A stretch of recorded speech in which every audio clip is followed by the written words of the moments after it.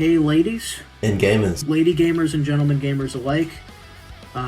It's your good old pal Joe here, teaming up once again with @Seda Guitar to attempt to give a DAW session rundown of our song Gravity Storaika, a tale of friendship, a tale of love, but most importantly, a tale of modal interchange. A bit of backstory. The original working title is Homesick Happy. There were a couple contenders. Another one I think was Overnight Shipping, something like that. Yeah, express shipping. I guess we were sort of going for the Japanese arcade game vibe, considering that is Seda's specialty for sure. I have more of a traditional rock/metal arrangement thing going on, and I guess the goal of this project was to see how our styles complemented each other, and I think we ended up with something that showcased both of our styles pretty well, but also blended them. I sort of start to veer into the video game music sphere, and then I kind of stop, whereas that's where Seda's world opens up. Yeah. It's just one of those kind of songs that, like, when you sent it to me, it just kind of always stuck with me. And I'm like, man, something's got to happen with that one. I feel like it's just straight out of an anime, and it has the potential to be, like, so much bigger. You had ideas that, you know, you had, like, sections, but you didn't have, like, the full arrangement. So that sort of collaboration, like, really helped. Almost an act of desperation that I finally committed to this with you, because I almost worried that, like, our friendship was at stake. So, no, we're definitely past that. We're on yeah, we persona level up, we're social link level 10. We're about to romance. We're definitely getting close to the boyfriend girlfriend stage. So album coming soon. Probably something that would make Jacob Collier a little jealous, so I hope he doesn't watch this video because I don't want to hurt his feelings. I think the important thing is that, for the most part, they're all usable tracks. They're not just, like, leftover, like, auxiliary tracks, which I often have at the end of my projects. Or, like, any idea I might have, like, if it didn't fit in the song, it just goes at the end of the project. So once I finish composing, like, the actual song, I've got all this extra stuff at the end of the project which I need to cull. Going through and, like, arranging everything like this, like how you've got it where everything's, like, colorized and, like, titled and everything. Like, when I'm actually working, like, it's a mess. Like, and nothing's labeled, like, nothing's grouped. It's just like I just know by color. In the composition phase, I'm trying to, like, just get ideas, and I just don't care about, like, organization. Sometimes, as, like, an excuse for not working on it, I'll just go and do more organizational stuff. It can definitely help. Yeah, if I get stuck, then I can just be like, oh well, maybe I could clean the project up a little bit. Damn, I feel like my organization kind of runs my workflow the entire time. You can kind of thrive in the chaos of creation, whereas I need everything to be almost as organized as possible, which I guess could be a good transition point into explaining the layout that we have going here for the project. Yeah. The backbone in my music is pretty consistent from project to project, where I have, you know, your typical double-tracked guitars, bass, and drums. All of that is bunched in a band bus that I might process as one unit in a certain way. See here, we got the drums, the bass, the clean guitar, the lead. When we enter high gain world, we got the lead guitars, we got rhythm 1 and rhythm 2. If there are any secondary rhythms or, like, lower register layers happening underneath the main rhythm part, then that'll get its own track. I try to double track most things these days, even leads, unless the part absolutely calls for being right down the middle. That's about how it goes when it comes to the band. Then I have a second main bus for the layers, which is where most of the MIDI instruments reside. I have kind of a core of MIDI instruments that I use in almost every project. I'm definitely a big fan of using square waves, strings, some other odd instruments like chromatic percussion for super high register parts that might happen above a melody, like a music box. Or that sort of stuff. I feel like it's just ornamentation, and it really kind of captivates that sort of Japanese sound that just, like, sprinkles on top of everything, and it just cuts through. And I guess, like, my role in this was sort of, like, contributing a bit to the MIDI arrangement. But I guess, like, the overall arrangement. All of this right here, all of these green tracks, these are all of Seda's parts that he sent over. A lot of my composition usually starts in the MIDI domain, and then I usually will just kind of learn the parts, and it just sort of gives me a bit more freedom. I can have a very specific idea in mind, and then I can just take to the guitar and just learn it. For this project, really, it really worked well, because we were able to kind of, you know, go back and forth on things, and, you know, Joe was mostly responsible for the main production and putting everything together. The end result is definitely...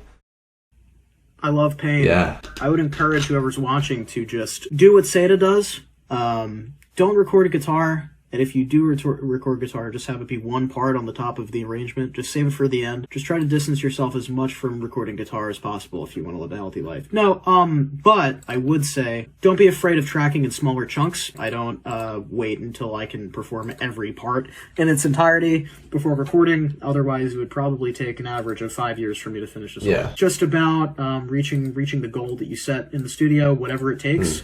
Is whatever it takes, and it's not an indication of who you are as a person or an artist or how good you are at your instrument. Work smarter, not harder. Yeah, it's at the end of the day, like for me, the guitar just plays a role as like a tool, and you know, I want to kind of add that extra layer into my music, and I find that if I am playing it live, obviously I'm going to learn it and internalize it on a different level, but when I'm like recording it, I have the opportunity to do multiple takes, and usually, you know, in most cases, I will take advantage of that. And there's nothing wrong with that because, you know, at the end of the day, you're only ever going to hear the audio. And if the audio sounds really good, then, well, that's all you really need. Might be worthwhile to go through the plugin situation for a little bit. For this song, I used One Kit Wonder Modern Fusion from Get.Good Drums. This is the only drum library that I've used since October 2020.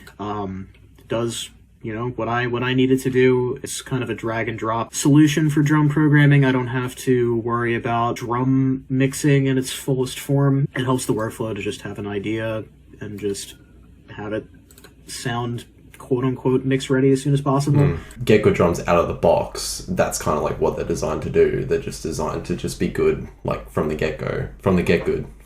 I'll sip my 2 ounce espresso to that, my friend.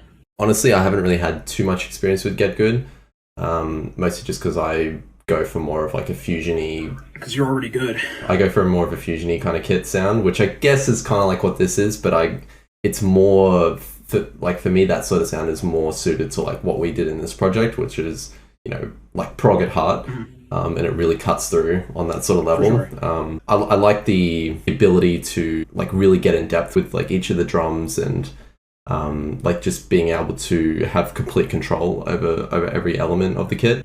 VST solutions of the modern era are saving my ass. Like if it weren't for plugins like Get.Good Drums and Submission Audio stuff, I don't know if this song would even exist. It saves me so much stress to be able to just program an idea, not have to fetch for a bass, not have to try to wrestle this huge ass instrument that I can hardly play. Yeah.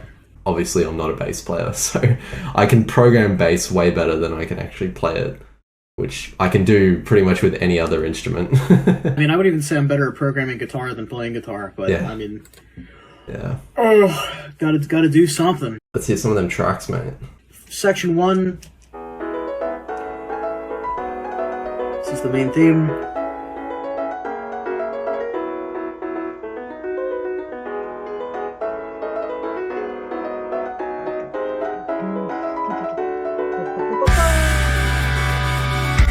Alright, so that's the intro. Just some piano. I think we're using the Giant for that, which is a Contact piano library that I've been told is good. I actually didn't know you were using that. So in that part, so it looks like you've got the melody and then the chords underneath it. Is it both the same sound?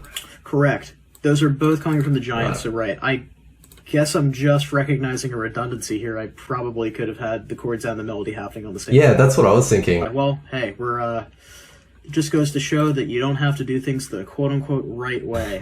So yeah, just chords, the melody. This melody was written in MIDI, and I normally write almost everything guitar first, but if there is a case of me like having a chord progression and I don't know, it makes more sense to sketch out a melody through MIDI, I'll do that sometimes. As far as like the harmony goes, I'm not really sure what I was going for. It's all, you know, E major, mostly diatonic, but there are some kind of like Japanisms happening.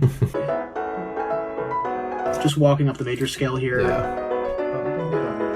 But here I'm kind of tonicizing or 2-5ing the 4 chord of the key, which is something is a turnaround that you hear in a lot of Japanese music, and I'll leave this to the scholar. Turn to page 109 of your Japaneseism textbook. 109 in this Yep, book. that's it. For those who have it. Still E major. Bum, bum, bum, bum. Then I'm resolving to the 6th chord of the key, the minor chord. That's the thing that really jumped out at me. I was like, that like walk up from like B and then like the diminished and then to C sharp. It's like that was the one thing that really set it. The 5 and the Yeah, 6. because it's like you're starting in E, but then you're just kind of like, you know, it's a pretty like it's kind of a cliche to go to the 6, like the 6 minor. But the journey that you did to get there was like really interesting. And then from there, this next chord, that would be the flat 2 of that minor if we consider that minor to be the root. Although in the context of the E major scale that we're in from the beginning, I guess that would be the flat 7. Yeah. Then moving down a whole step to the flat 6. So kind of just borrowing chords from parallel minor E minor. Yeah. That progression I might have taken right from a song by a Japanese pianist named Marika Takeuchi.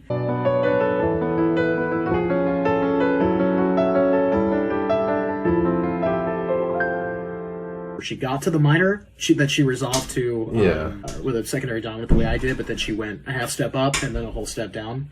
So you're kind of like enclosing the minor chord. And then, yeah, we just bring in the guitars. Super simple, just power chords underneath. Typically, I try to strike a balance in complexity between the rhythm section and the lead section. If the lead is really busy, then you're usually going to want simple chords underneath, not just for balance reasons, but also from a mixing perspective. Yeah. There's just a lot going on, a lot of harmonic content, so you kind of have to just pick one, especially if you're dealing with high gain tones that are already super saturated. So if we solo that track...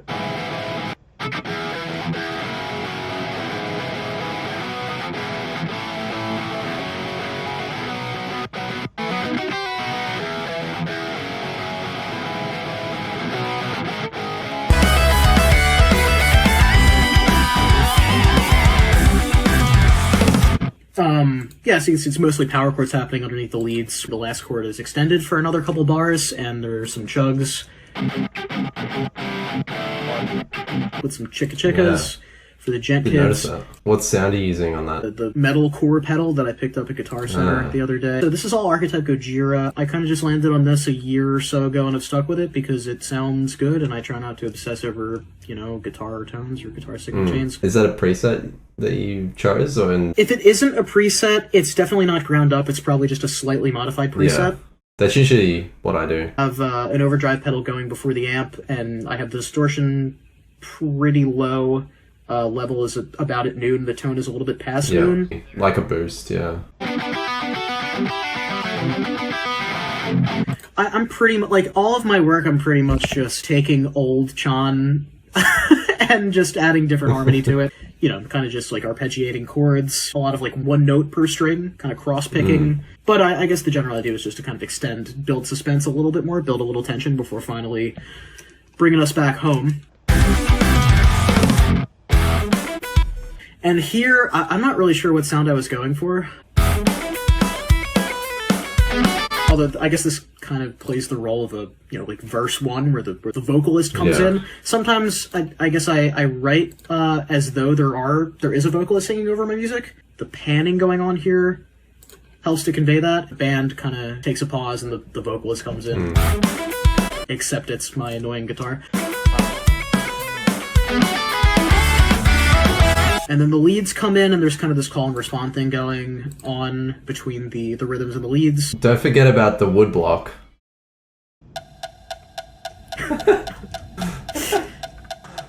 Real practiced woodblock player. It's definitely not just sound canvas playing the same note over and over again. 100 velocity. I'm not team 127. My starting point is usually 100. So if we do come across any 127s, that is Seda's doing. Our bread and butter, Roland Sound Canvas, the general MIDI plugin of choice that has every sample from almost every video game soundtrack from the late 90s and early 2000s that you've probably heard. Indeed. It's just a jam-packed, super convenient compositional tool when you're sketching out, parts and you need a certain instrument really quickly. It's just, I haven't found anything more convenient in that regard than this. It's also super lightweight, because it's just an emulation of samples from the 90s, so it's not going to clog up your computer. And I think it sounds plenty realistic and modern, even if you're trying to use it in a more modern setting, especially if you're using it as like a supporting role for like background instrumentation. It's crazy because that's the thing about Sound Canvas is that since it is based on like a real life sound module for this sort of music, I kind of go for that kind of cheesy sound. And you get that sort of sound with a lot of these Roland VSTs. I'm not going for realism.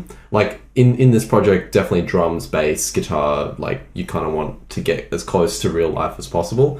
But in terms of like all the melodic stuff, I find that, you know, you don't have to have, like if you have a Rhodes sound or whatever, it doesn't have to be a genuine, you know, Rhodes sound from like Keyscape or something like that. Just having that like huge library of sounds that, you know, is designed, you know, to be its own kind of character. It's not trying to replicate something that's already, you know, exists in the world. I think having that sort of element like added onto everything really makes a huge difference. If you have an opportunity to use a sample that was literally used in a certain game, it's so good because the stuff you grow up with and then you find the source of that. It's like Joe and I, we've had that happen so many times. It's like, oh, that sound from like Paper Mario or that sound from, you know, like Dark Cloud or whatever. Yeah. Like that's literally in Sound Canvas. Now I can use that sound to program like necrophagist riffs and live with the mental consequences of it.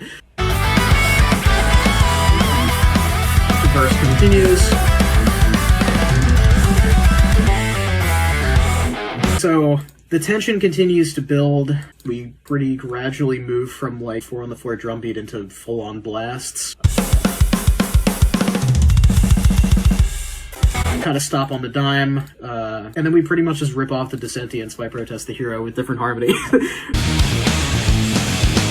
Most likely a theme at this point, at least on my end, like JRPG-ifying prog and metal music.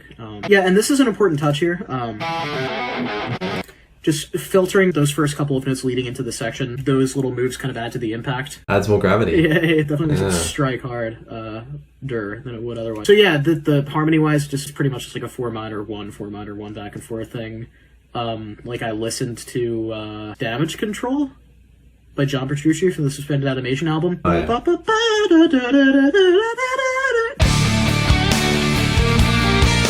Kind of that vibe, but like Nightcore remix, I guess.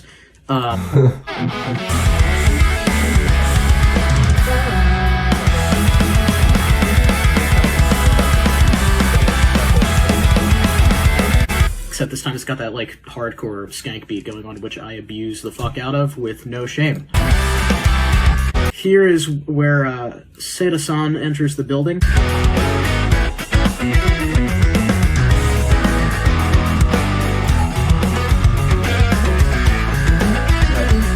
And then here I am.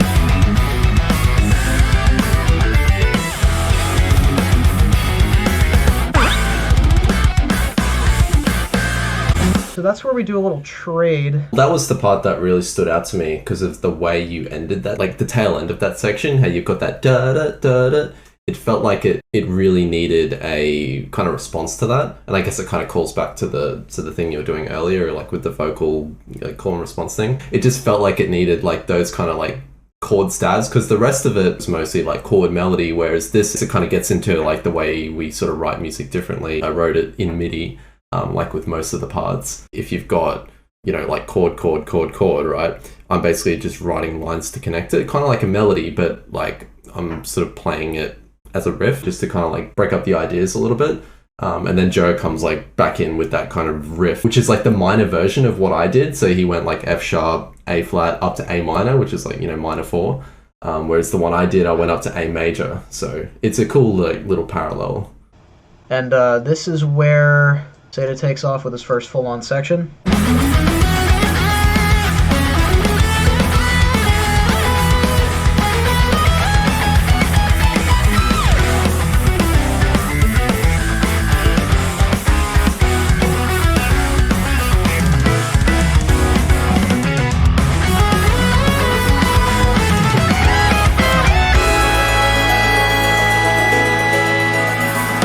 I consider like the piano intro and then like the heavier, you know, section, I consider that like the main theme.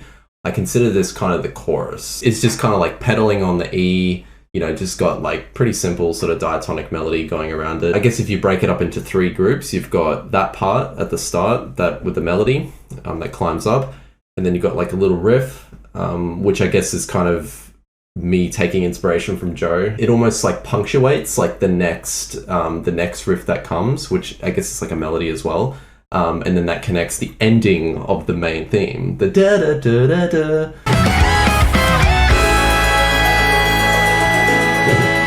It also sounds so like uncannily similar to my actual part that I'm wondering if like maybe we are the same person. If you solo all the layers, you'll hear that da da da da da da da da da da playing on one of the MIDI instruments, and that's a callback to the other riff. Yeah, theme is happening everywhere. Play that section, but just with the layers. Seda sections are super MIDI intensive, as is his wont.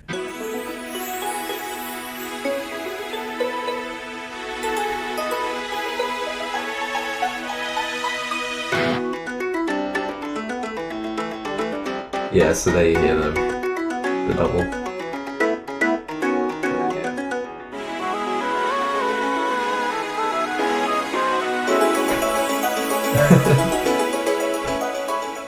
Yeah, see the melody at the end there. This is MIDI arrangement on God mode. I have no idea what plugins you were using. JV 1080 mostly. Like especially Seda lead, I think that's the sound. Yeah. It's essentially an ocarina. It's like very glidey kind of pipe sort of lead. I recorded it on the MIDI keyboard, and that's the case if I'm ever doing like any pitch bend or anything with the mod wheel. It's more expressive. But yeah, it's JV 1080 for that stuff. You listening? Don't forget, he's using JV 1080 by Roland. Roland Cloud is the OG. That's the only subscription service I will bow down towards. I want to upload myself into the Roland Cloud. Moving on. This guy comes back. Nothing changes.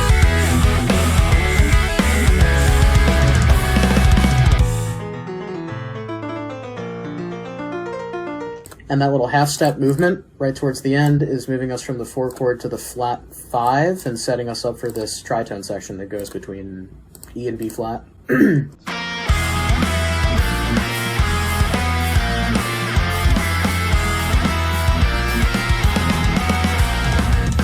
I remember being worried that this part wouldn't really fit into the song, like vibe-wise. It just sounded like, sorry, bees are swarming around my head right now. One thing right off the bat about this section is that it all ends up being in 4/4, even though it doesn't sound like it, just because the way that it's pulsed, it is kind of treated as a 17 section and then a 15 section. So I'll go through it again and count.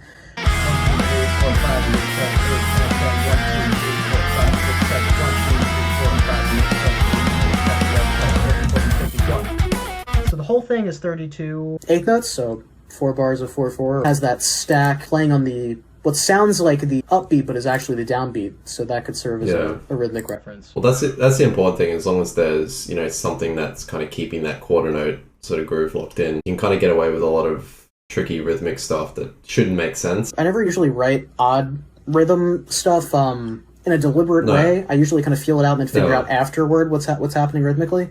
But I guess I'm always intuitively looking for some kind of anchor point. The section that follows this is just a harmonic continuation of it. But there's a lot going on under the hood. Seda went in and went crazy with the MIDI, gave it this like sci-fi evil laboratory on the moon vibe with a bunch of like machinery and shit. Oh my god, dude, the bugs are these. This is the Japanese bonus version of the song.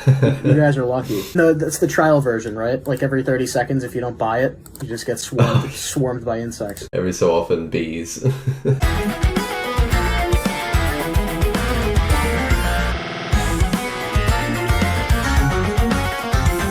Teleported to the moon, fucking mainframe is failing, everything's glitching out type riff. In keeping with the theme of like call and respond filtered guitars, like in the intro where we had our guitar part is hard pan, but it's also there's a low cut, so it sounds kind of like walkie-talkie-ish. I kept that going since we have this call respond thing happening again with guitars shifting between the left and right channels. And the fucking bees are loose again. Jesus Christ. Okay. There was just a plane like just flying like overboard then. I don't know if you heard that.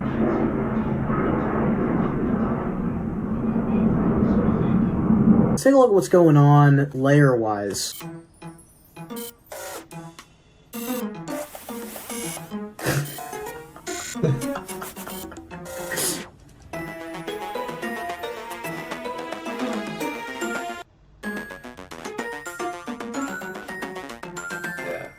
There's all this like Latin percussion going on, this like General MIDI Guitar Pro shit. Yeah, well actually I love doing that because I mean you don't hear it, it's buried, but once you zoom in you're like, oh, there's like all this like random stuff. It sounds super chaotic, but like was there a process to putting that percussion stuff together? Not really. There was I just kind of like the idea of that. Like I kind of take inspiration from like RPG Maker sort of music where like a lot of it is built off of like just general MIDI.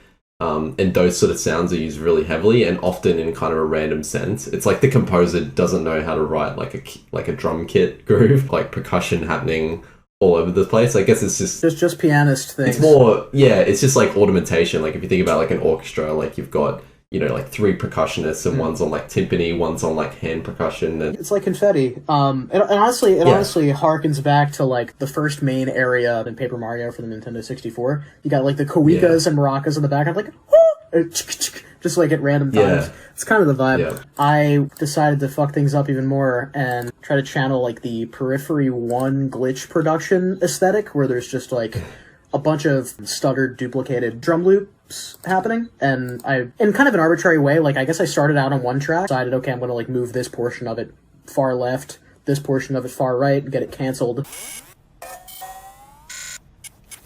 Oh, and so the source of the B sound, that is the result of Valhalla Space Modulator, this like weird phase plugin that I was using, and I kind of I was doing some haphazard automation stuff, like I don't even know what I'm modulating here, or what I'm automating. Rate, I guess. Yeah, sounds like the pitch and like volume and modulating the rate of that. You can see the rate knob moving around. That was like a product of pure experimentation for me, which is a state that I rarely get to. Like, let's just open up some random plugin and just automate a knob and see what it does. I don't even remember what sample that was. That was either something that you used. Oh, that was your Pluto's Planet sample. I recycled that. That's the first half of it, yeah. But then I also used some drum loop from one of the 90s sample libraries that I have. It makes it sound like it's been triggered by MIDI. Like, it almost sounds like it's its own instrument. I'll play through Seda's first full section, and I'll just give the floor to him, because this is all his doing, so...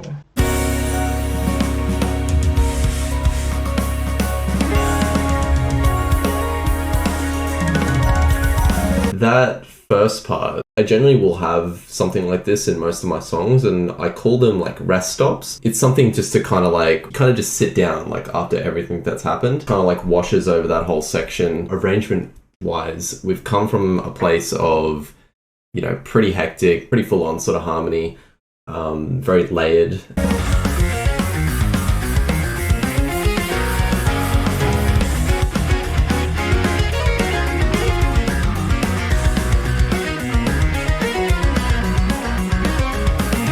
My approach to this section was I wanted to go on a bit of a harmonic journey, and I'm sort of going into kind of more of a traditional like proggy riff sort of thing, and just like kind of connecting them like by chord tones. Pretty much all written in MIDI, and then just the guitars are doubling, nothing too wild there. But then the next part after that, This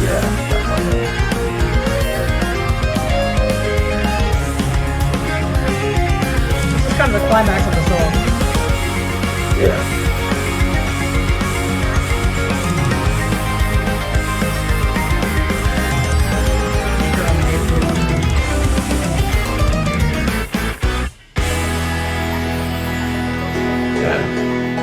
So that whole section there, I kind of was leading it into kind of a minor sort of sound, but then I wanted to kind of resolve back into major, but I wanted to kind of have it, you know, distant from where we started, which was E major. So E major is the starting key. Now we're kind of going to like D flat major. And again, like circle of fifths, like, you know, it's kind of like around the other side. So I'm sort of visiting like a whole sort of different area. And I just really enjoy like the contrast of that, and I guess like the emotional impact of that as well. But I mean, like the actual content of it is pretty like diatonic to the key. A lot of the lines are very intervallic. So I'm thinking very vertically. Like the last part where like it goes like GameCube mode, all the chords and shit. That ending section, that's like a modulation system that I use a lot, which is like modulating flat 6.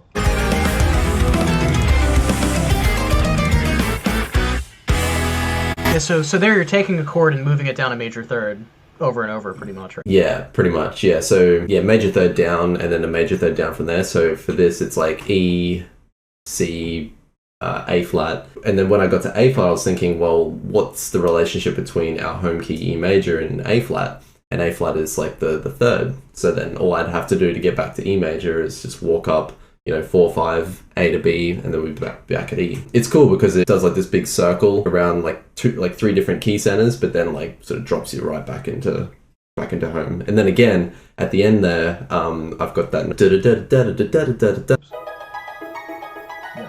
Yeah, but this time it's kind of more of like a Lydian sort of thing, same rhythmic sort of idea. Yeah, I don't know how you managed to keep the theme of the song so intact throughout all these crazy diversions, but like that one part right there, it's like that you've heard that throughout the song. Right, the organ. Yeah, see right there, that's the same idea as. So, moral of the story theme: if you have a crazy song with a bunch of different twists and turns, just make sure there's something to hold on to every so often. Exactly. If I'm ever stuck on something, so if I've written say like a minute 30 or something of a song, once I get to the end and I can't figure out what to do next, I'll try to go back and either extract ideas that I've already written and maybe use those again, or I'll create a new section and maybe put those ideas kind of in the background. It's still in the world. Once I'm about a minute or a minute 30 seconds of the way into the song, I have all of the material that I'll be using, and then past that point, the challenge is just to reference and reinterpret things that you've already written. It's like then you're at like the filling in the gap stage. And that's just the big thing about arrangement is, how accurately or how well can you tell this story. If you made it this far, then congratulations, you just won a free trip to the beach. With Jordan Rudess. With Jordan Rudess and his Strandberg.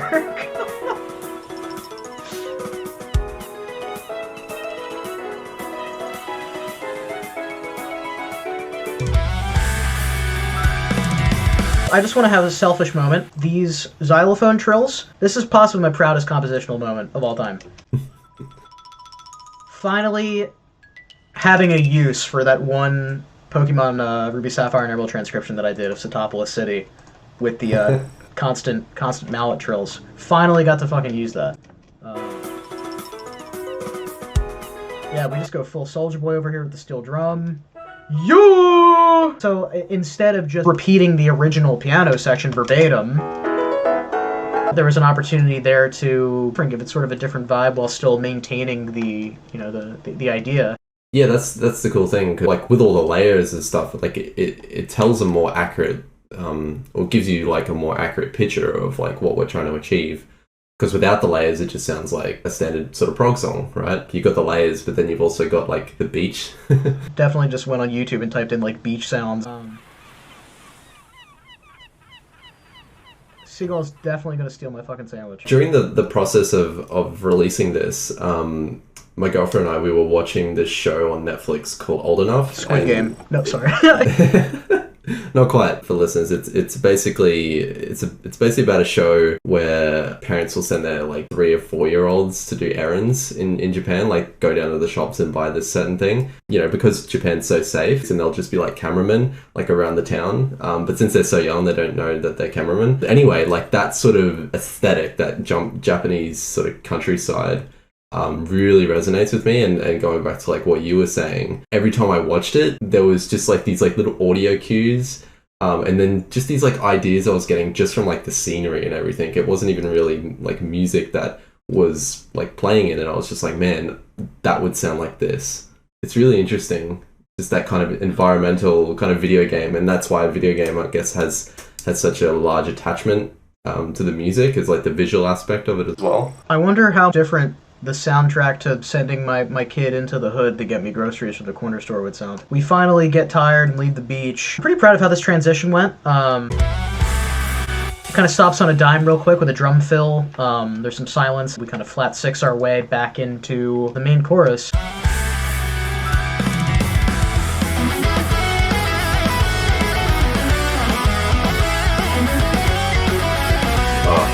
Those harmonies are legendary.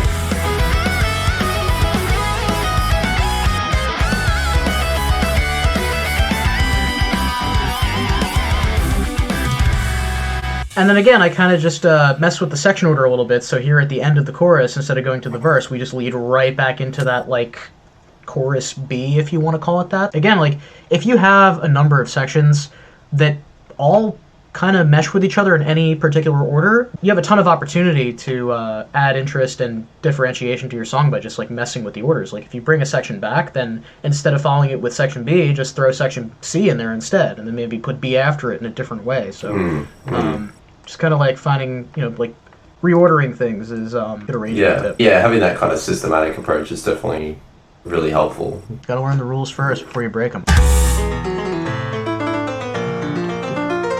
The very first guitar note that leads into the tritone section is not there this time. The first time around we have this one note, this one octave note leading in. Yeah. I left that out, I think intentionally, just to add a little more suspense. Just when the listener realizes that we've been here before, they might think, oh, then I know what's happening. But then that one lead-in note isn't there, and they're like, oh shit, maybe I'm not as smart as I thought that I was. Oh wait, never mind. Yeah, I am. One note can make a big difference in like listener perception. Like, oh fuck, oh okay, never mind. Oh wait, okay, I wasn't wrong. He was right. Oh shit, I just. The psychology of that. Yeah.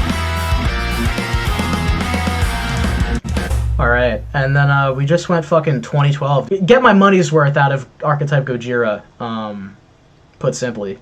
Finally turn the octave pedal on. Complete with minor seconds over the top.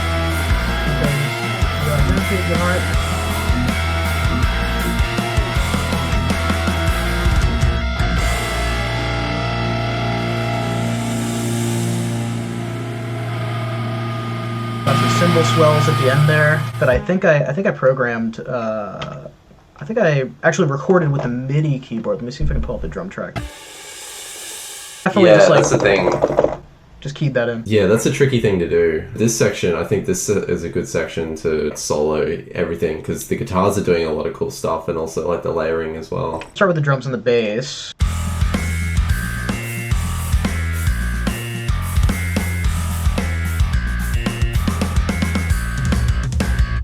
Same parts as there were in the first instance of the section. And then even after the slowdown, everything is pretty much the same except for rum-bum. Those tom hits synced with the last chugs. Bandcamp gang, Periphery 1 just dropped. Dude, wake up, it's 2012, what are you talking about? Heart Machine's on in 5 minutes. Guys, don't tell anybody, I looped 4 notes over and over again, because it doesn't matter. Yeah, just classic, like, I don't know where that was first used, like, I think, it's probably a Meshuggah thing originally. Periphery 1, it's all over.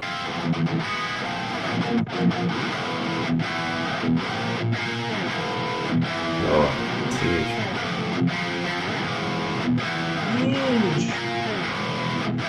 Fucking huge! 7-string what?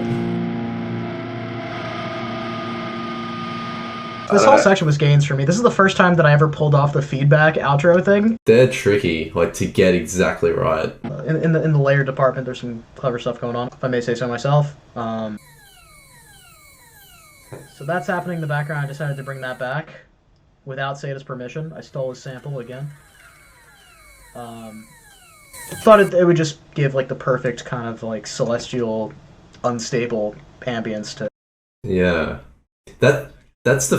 Harmonically, there are some layers going on that don't really make any sense, but it doesn't. It's not about consonants at every point. Sometimes it's more just about the idea. Like with the example of this music box part that was recycled from earlier on.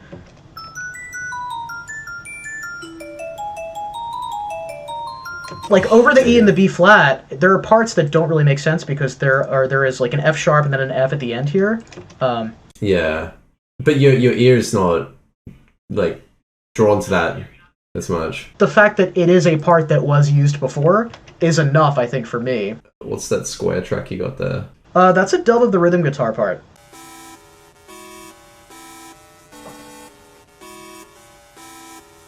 Yeah. Yep. I do have a habit of dubbing almost every guitar part with a square wave.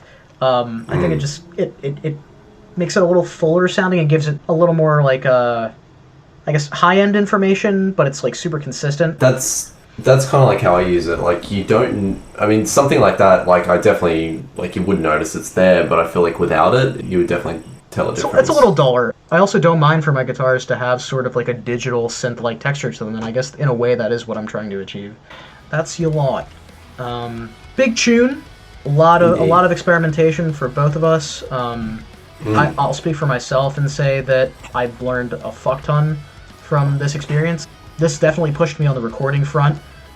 Just being consistent, sitting down and working on this day after day was definitely a grind. I mean, I don't know if Seda agrees with me, but I'd say it's my best work. Yeah. I hope I can I don't know if I'm going to be able to top this at some point. After every project I finish, I'm like, okay, this is the best thing I've ever done. It's a step in a new direction. That's the way I sort of look at it, and it's kind of it's the first time I've officially done like a full collab release. I sort of tailored my sort of style to kind of work with Joe's, and those kind of more proggy sections which I wouldn't usually put in my own music. In the context of this, it really works. But yeah, I mean, definitely, like, I've learned a lot, especially on the production side, and also just it really demonstrates like how we sort of our differences in like the writing phase, and I guess like production as well. That is Gravity Strike in all of its glory. If you lasted this long, please see a therapist. I am Joe Lauletta. You can find me on Instagram, YouTube, wherever else at Joelaul, Joelaul. Seda, you can find him at Seda Guitar. Dylan Reevy on YouTube. Also the tab pack. Cop that if you're financially inclined. Please! It also includes the stems, so you can, to almost the same level of specificity, go through the project on your own. Maybe that'll help instill the things that we talked about.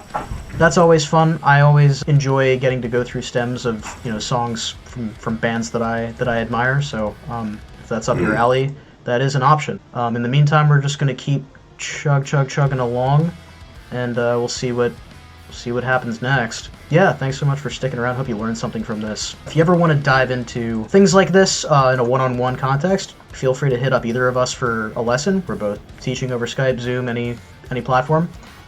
And yeah, we'll catch you guys next time. I got a plane to catch. I got to go zamas.